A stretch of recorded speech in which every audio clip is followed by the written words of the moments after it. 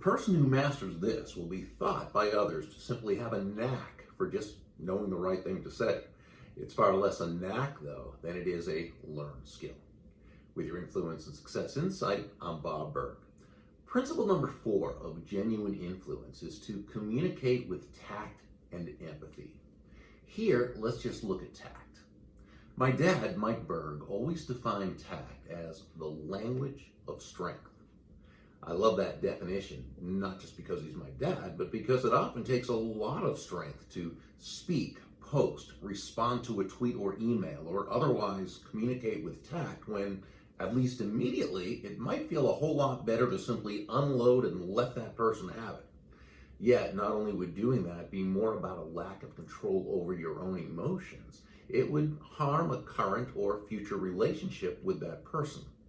And it would cause those who are watching, reading, or listening to have much less respect for you than they otherwise would, regardless of whether or not they would have simply unloaded. Tact is really a way of communicating an idea or concept to someone that ordinarily they wouldn't agree with, but doing so in such a way that not only are they not defensive toward you and resistant to your idea, but rather they're open to you and more accepting of your idea. Please don't confuse tact with being dishonest. You simply understand that when it comes to communicating effectively and bringing out the best in others, you're not necessarily dealing with people's logic as much as you are with their emotions, their feelings, their ego. You're certainly going to communicate the necessary message, just in a way that bypasses their ego's tendency to resist the messenger as well as the message, and instead opens them up to being more receptive. Keep in mind that facts don't persuade, people persuade. Come right out and say to that person, "You're wrong," or even just recite the fact they don't currently believe, and they'll most likely and unconsciously hold even stronger to their current belief than before they were told how wrong they are. And the more condescending, angrier, or louder the messenger, the more their message will be rejected, facts aside. Those times when, as a leader, it's truly necessary to correct or teach, or as a consumer, you need to let the company know they messed up, or a friend needs to be made aware of something important, even if embarrassing, tact would certainly be the way to go, wouldn't it? But I believe in being brutally honest, a person says.